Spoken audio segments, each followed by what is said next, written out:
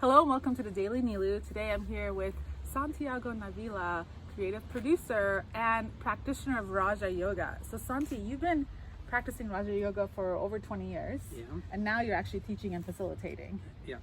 And today we're going to talk about soul consciousness. What is soul consciousness?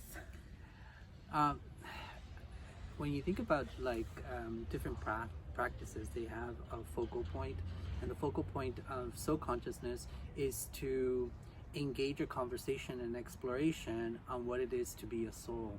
And there's a lot of mystery behind a lot of these belief systems. The soul can be the life force, the consciousness. It has many names that it's referenced by. But in this particular practice, we just call it the soul, just for simplicity reasons and to be able to communicate it effectively. So the soul itself, the energy which drives life, one of the main differences with other practices that the way we refer to the soul is, I don't have a soul, I am the soul working this physical body. So that's one of the main differences in terms of the operation of this energy, this life force. Let's take a step back. So the idea of soul consciousness is a pillar within Raja Yoga. So let's start with that. What is Raja Yoga? Raja Yoga is a practice that was developed in the early 1930s by a man in India, and we won't go into the particular personality that started the conversation and how it went through, but the idea was that something had to shift. Something was shifting in the world at that time, and the idea is that the cosmology, the way we looked at things, had to create such a huge shift and dynamic. And so the focal point was, how can you take this world as it exists? So if you look at the world right now, it hasn't really shifted too much historically throughout the ages. So there's still war, there's still violence, there's still hatred, there's racism. So there's a lot of issues that the world, hunger, poverty, just the way government basically treats its people and how it creates policy. And so all these modalities of thinking create a sense of an impoverished society where people are suffering.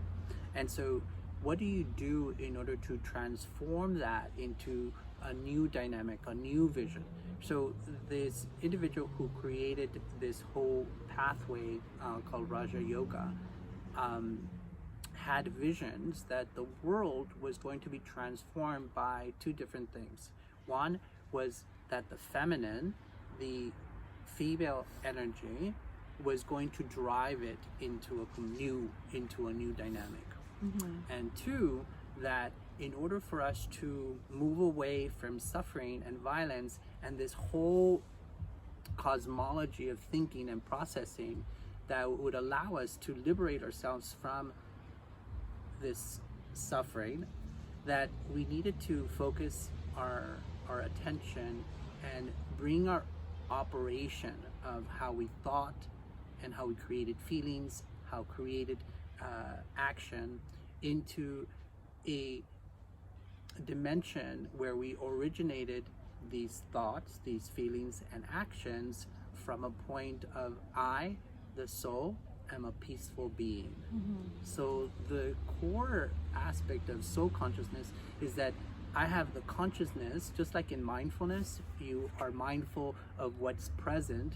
Here we are mindful that I am a soul operating through this physical body, using these organs to express. So basically what we focus our practice on is really understanding, exploring, experimenting. It's a lot of experimentation. One of the main aspects of following this path is it's not enough to know, it's not enough to hold the knowledge, and we have to implement it in everyday moments. So the practice is to take knowledge, fill ourselves with spiritual knowledge, and then practice it, making it practical so that we actually see how it transmits through our thinking, our emotional world, and then our actions. How these aspects of our everyday moments are going to be colored by the heart of what it is to be a soul, which is these amazing qualities that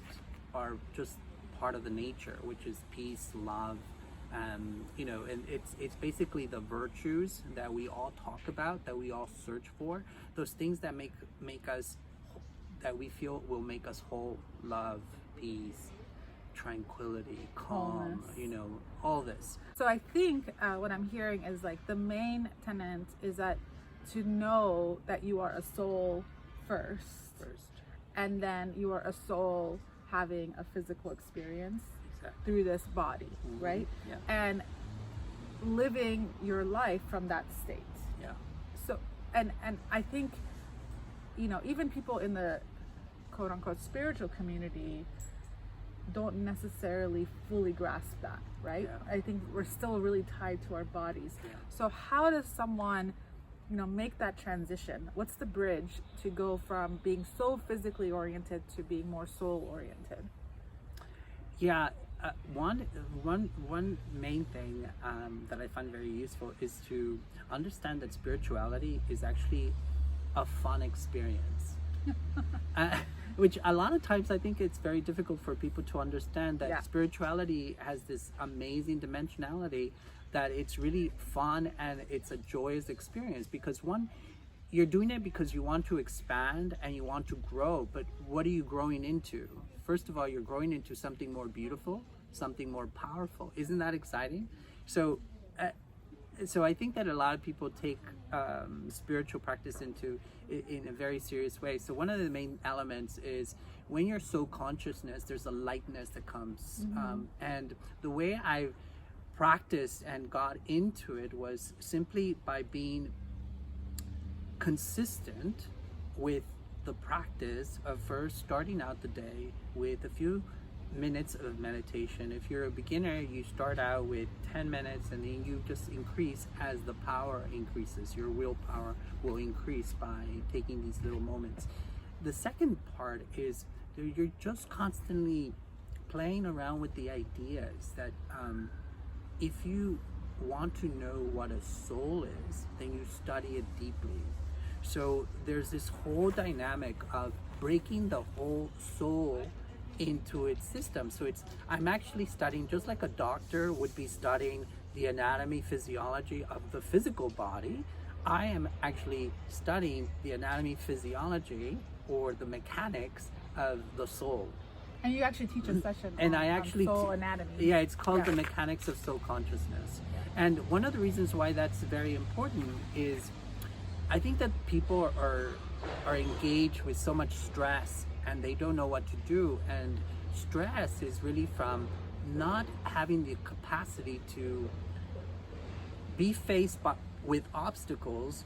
And what happens is you get derailed. Yeah. Right? So you may have a practice, but all of a sudden this obstacle that you're facing has overcome your ability to remain consistent with your willpower.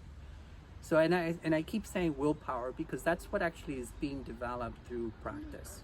The ability to choose to remain in a particular state of consciousness so that you can then put that into everyday moments. No matter what is happening in your external life. And that's why practicing daily is so important, because Absolutely.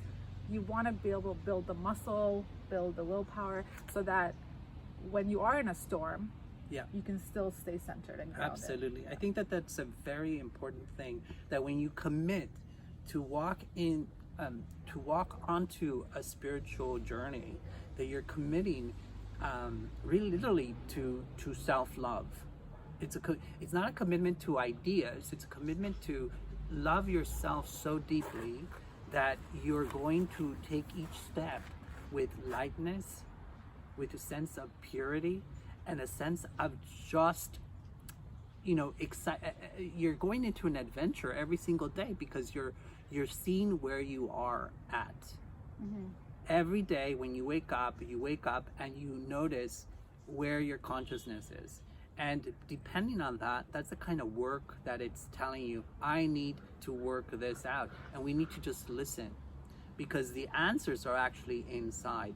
So how do we develop this internal mechanism so that we don't get stressed out, that we don't get overwhelmed by the obstacle, and we are able to build the kind of strength where we can literally separate ourselves from the situation, sometimes even lift ourselves from ourselves in order to see. So it's called the witness experience, where you're able to just kind of consistently lift yourself up and see what is actually occurring. And from that understanding, what happens is that you're able to, instead of react to situations, you're responding. Right. So you're learning all these mechanisms, you're learning these techniques of how to actually apply spiritual knowledge. And I think that's one of the things that is fascinating for me about Raj Yoga, is that it has all these little tiny steps. It's very methodical. It's literally learning science, and the science allows you to build the inner strength capacities to go from a body conscious experience where you're identifying to your body. When you identify with your body, it's called body consciousness. And what that does, it imposes all these limitations of the physical world, right? So you have to work with that. So the laws of the physical world then operate in your entire being. When you shift to a soul conscious dynamic, you're operating under a different law, which is energetic law, spiritual law. And those are eternal and universal and limitless. So I have a question there. Yes. And I think the viewers will be thinking it too. So the body has its limits. Yes. Right? With aging, and we can't fly. Right. So how do you stay in soul consciousness when the body's limitations start to trigger? For example, getting really sick, or feeling really sad and like going into a state of depression. Yeah, it's a really good question. I think that I call it the anchor. So one of the things that is very different, some people use a mantra. Some people use a different way of modality of focusing through the breath. In Raja Yoga, we focus with it's called the remembering of who I am. And so meditation allows the natural mechanics of what it is to be a soul to become apparent, and so for you to have an experience, and that allows you to then touch it and then make it an anchor. So what happens is when a stressful situation, an obstacle comes at you, what you're able to do is you are able to remove yourself from space and time by just consciously saying, remembering, I am a soul, and I am watching this scene, for one thing. So you develop the power to literally become a witness no matter what happens, whether it's a happy occasion or a difficult occasion. One of the things that we learn is that it doesn't matter whether it's a good thing or a bad thing. They're both doing the same thing. They're creating a response. They're wanting a response from us. And so what we want to do is create an equilibrium, a consistent way of being with that. And the only way to do that I know that for me is becoming consistent with going back to the original thought. I, the soul, am operating in this particular event, and I am looking. So what within me can I bring out? Can I awaken? Can I utilize it like a tool? So that's another thing that comes from soul consciousness. You begin to understand your tools, your qualities, your powers, so that at any given time, you can literally take one of those tools. It's like going into your toolbox and you find the right tool for that particular event. The way the system works is that memories from past experiences, if they're not policed by you, but consciously policed by you, can affect every present decision. So there's all kinds of dynamics. When you say past experiences, do you mean in this physical life? Yeah. Okay. So in this physical life or other lives, it's really not locked into a particular lifetime. It's just the referencing to the past, and it automatically happens when you are in any situation. It's not just the present moment that is in action. It's everything that you've experienced, every single thought, every single emotion, every single physical experience that it actually gets activated. And only those things that your system feels are important will actually come into your frontal vision. So then you begin to create this analysis based on past experience, past memories, past feelings. So in order to clean up your ability to analyze something from the perspective of just this particular moment, is actually you go into soul consciousness and you look at the situation and you analyze it just based on what you are experiencing right here, right now, without adding or subtracting anything. So you keep your slate clean, right? So it's really interesting how. But Santi, so much of that is subconscious to us. You know, we might think we're staying in soul consciousness, but those memories from the past experiences do come up. So is the practice to neutralize those memories when they come up in the moment? Yeah. Okay. Actually, the practice calls you to create a new relationship with it. So you're not trying to vanish it. You're not trying to put it back and push it back. You're actually looking at it and you're saying, you keep coming up. You actually almost have a conversation with it and you say, you keep coming up. So what are you trying to teach me? Right. What benefit am I supposed to take from here? And then so that I can just store you back where you belong and we'll be at peace. One of the other differences in Raja Yoga to a lot of other meditative practices, our intention is not to silence the mind. It's actually, we don't believe that the mind needs to be silenced. It just needs to be trained to take on a different quality and a different purpose. So what we do is in meditation, we use the mind first to acknowledge what is coming up. And what we do is we just look at it. And we look at it in order to transform it into something that is going to bring benefit. So the goal always is, what benefit can I take from this situation? So whether it's something that makes you feel not good or great, right? Like you're saying, take out this idea of bad or good. These are just experiences that you're having that are calling for a response. Yeah. Okay.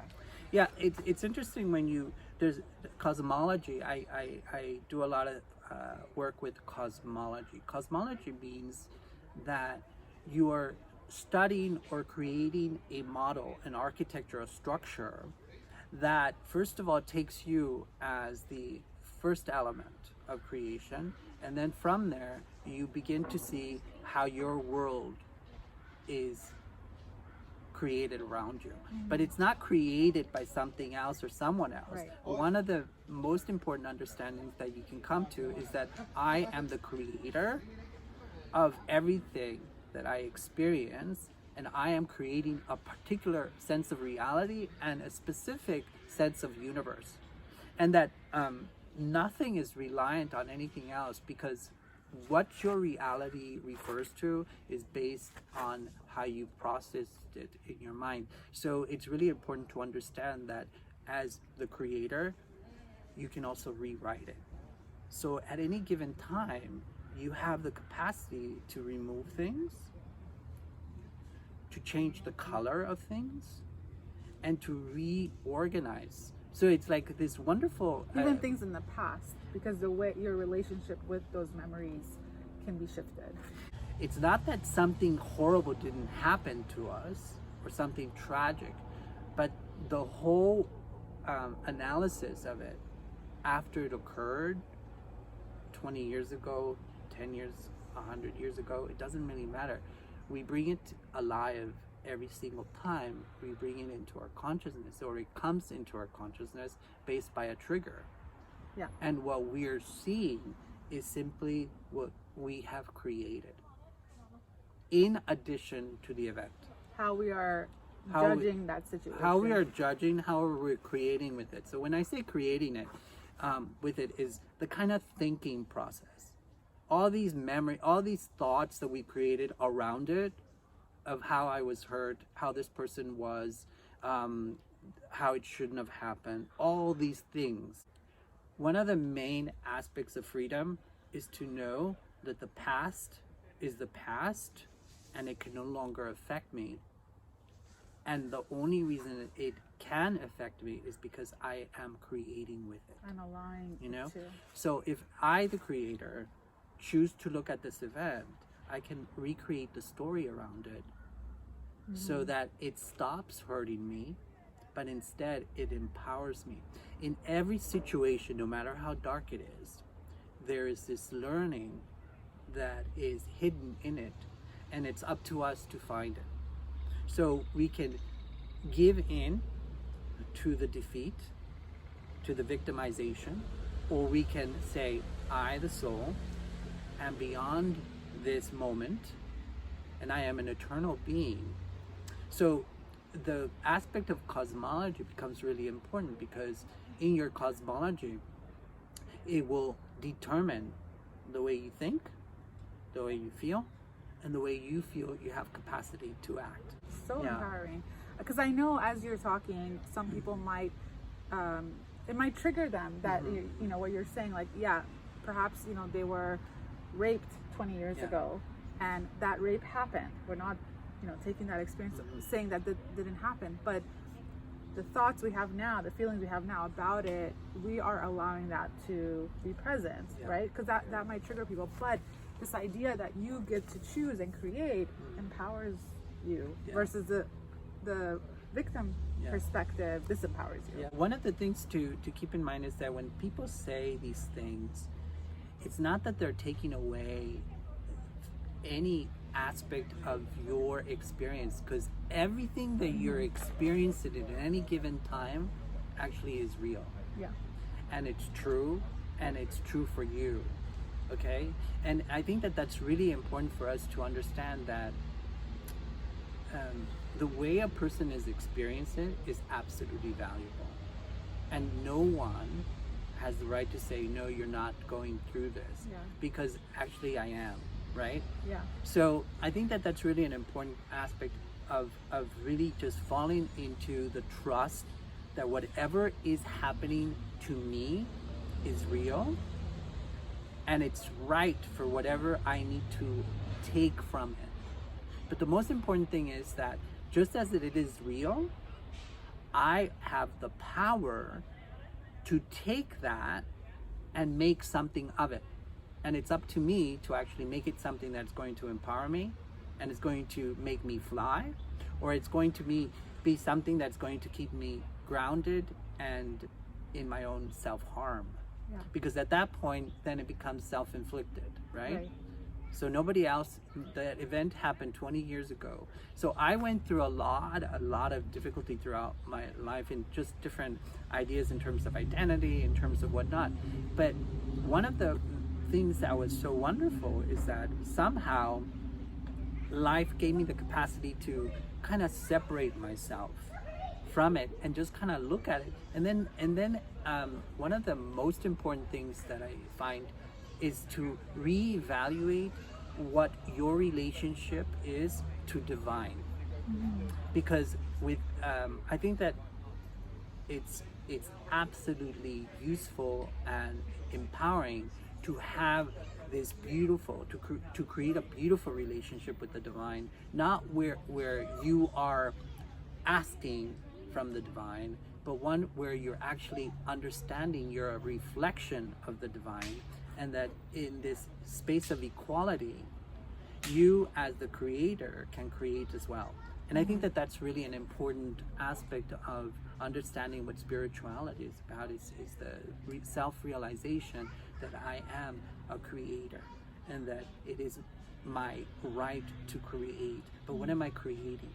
I am creating my experiences through the way I utilize this powerhouse called the mind, which then becomes my best friend, which then becomes my support, right?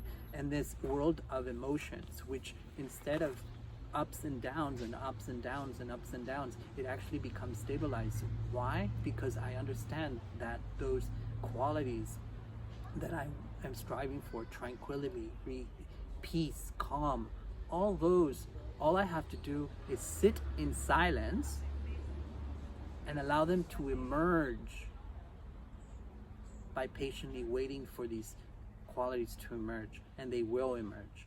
So Santi, for our audience watching, if they're in Los Angeles, you teach in LA. Yeah. Can you tell us how they can find you, or when's the next time you're teaching something that they can attend? Well, I'm actually doing, as part of an installation that I did in Baltimore at the American Visionary Art Museum, I'm doing a workshop on December 22nd, and it's called The Seeds of My Inner Being. And it basically goes through some of these different aspects. The cosmology of soul consciousness is quite broad, Yes. and so there's a lot of different aspects that I'm always excited to share. If you're interested in pursuing a little bit more information about Raj Yoga, go to the BK website. It's the Brahma Kumaris World Spiritual University, and their website will give you insights as to where you can go throughout the world, because they have centers all around the world. Right, so if you're not in LA, Yeah. all over the world. If you're in LA, I highly recommend you take one of Santi's classes. I have taken them. I took several last year, and just now those concepts are really, like the idea of like your soul is playful, just now I'm starting to really experience it. Yeah, thank you so much. Yeah, just have fun. Spirituality is just fun, and play around with ideas. It doesn't matter whether they come from this or that. It's like, just make use of it. Put it into practice in everyday moments, because if you don't do that, you never really understand the impact it can create in your sense of reality or sense of moment.